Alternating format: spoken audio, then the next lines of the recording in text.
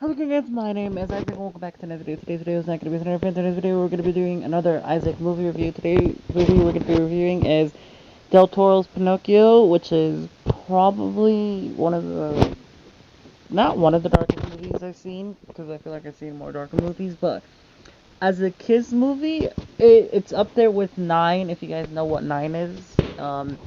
It's one of those weird kind of dark movies, but Del Toro takes it on another level. Um, I'm just gonna say it now. If you guys have not watched Del Toro's Pinocchio, go watch it. But it is dark as frick, man. Not in an adult way, but like in a kids movie type of way, and it's PG, guys. Let me remind you, it's PG. The movie starts off all happy, human Pinocchio before, he passes away, which you thought, oh, they're gonna probably show, like, maybe him being all happy, and then, like, in the next scene, it shows him all being sad, and then the guy gets so sad enough to where he makes Pinocchio, and then the movie continues on with the narrative of Pinocchio. But no, um, it goes it goes into, oh, they're happy, and then they're at church, and we get to see the people that will be in the movie, and well, not all the people, because there's like a circus guy and a monkey that looks messed up, which I'm gonna get into why he's messed up later in the movie review. But as they're finishing up Jesus for the church, um, Pinocchio, human Pinocchio, I'm gonna say Carlo because I don't know what the human Pinocchio name is for Pinocchio, like the original Pinocchio movie. But in this one, in Del Toro's Pinocchio, the human version of Pinocchio is named Carlo. And so Carlo and his father almost finish up until his father realized something is wrong, and that when planes are flying by, they sound a lot more, um, not friendly.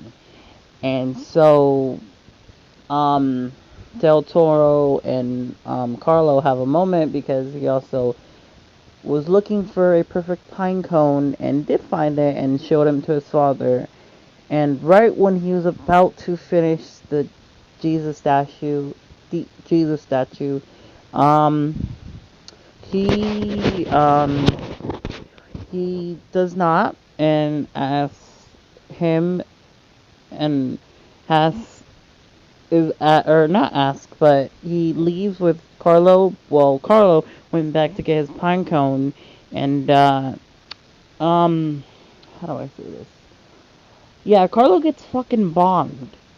The kid Pinocchio version of this movie, in this movie, the Carlo gets bombed. The kid gets fucking bombed in church, and his father has like a funeral for him and gets so sad that he gets drunk that he cuts down the perfect pinecone tree that he planted for his son, or planted with his son, and got so wasted that he created Pinocchio, and this extraterrestrial being came down and basically tried giving joy to the father, and the father, well, still being a man, was in utter shock and was basically terrified. And then throughout the movie, he wanted him to be like his son that he recently passed away.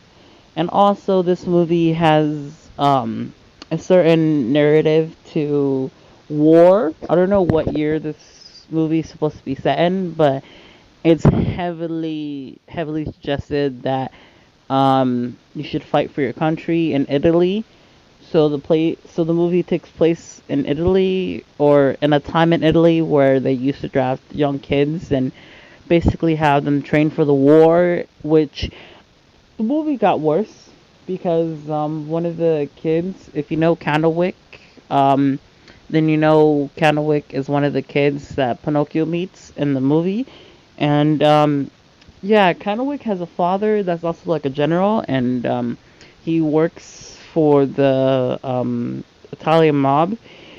And at one of the movie or one of the scenes where they make the kids capture the flag with fake guns, obviously, because they don't want like the kids to actually be in danger, right? It's not like they're gonna get bombed from terrorists. Like they wouldn't do that. They wouldn't have kids get bombed in a movie. Yeah, that's what kind of happens. And also, the father tries to make his son shoot Pinocchio, and um, was going to shoot Pinocchio himself until his son rebels back and shoots him with a paintball gun.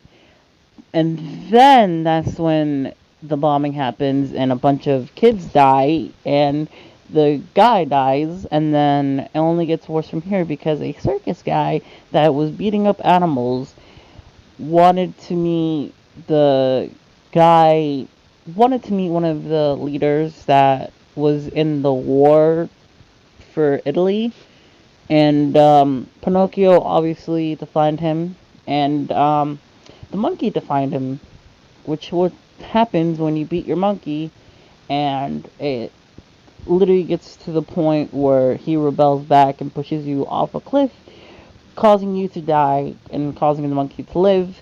And they also kill a whale, and Pinocchio basically became immortal twice, I want to say. I think, yeah, he became immortal twice. I don't remember that much. But yeah, Pinocchio, well, Del Toro's Pinocchio, to sum it up for you, animal abuse, a circus guy that abuses animals, war, dad that's in war, is working for the Italian, I guess, government, and Pinocchio or Del Toro's Pinocchio having hard hitting quotes. This movie, for being so dark, actually has a pretty good narrative. The quotes are really good, and they really hit hard. And if I had to rate this movie on its scale, for darkness, I'll give it a 10 out of 10 because, yeah, this movie can get dark at sometimes. And it's only a kids movie, and it's only PG. If this movie was a different rating, it would be probably a lot more darker. Like, instead of actually having, like, a simulation, they probably would have kids actually getting shot in the movie. I don't think they would do that because I think the movie would get immediately scrapped or it would immediately have controversy. I'm gonna not be surprised if it already has controversy for its scenes, like the war scene and like the narrative. And I think Del Toro is the same guy that made Box Trolls, which is honestly, yeah, that's not the case. I think the reason why I said this is because Pinocchio and Box Trolls both have a similar animation style, or at least have like the same animation style feel to it. And Del Toro has another movie where he basically goes more in depth on how he made Pinocchio and how he put a lot of time and effort into hand carving Pinocchio itself and probably other characters.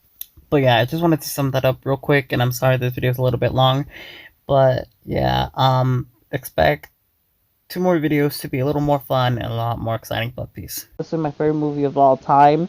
If you have not watched it, go watch it. I used to watch it on my Vita a lot, and I can't wait to watch it again to have my memories flooding back. But yeah, this is gonna be my video. I'm gonna end the video here. Leave a like, leave a comment, also with the button, also with that little bell, so you can turn part of the notification squad. Until next time, stay fresh, stay healthy. This has been Tana Isaac 108 on Roblox, and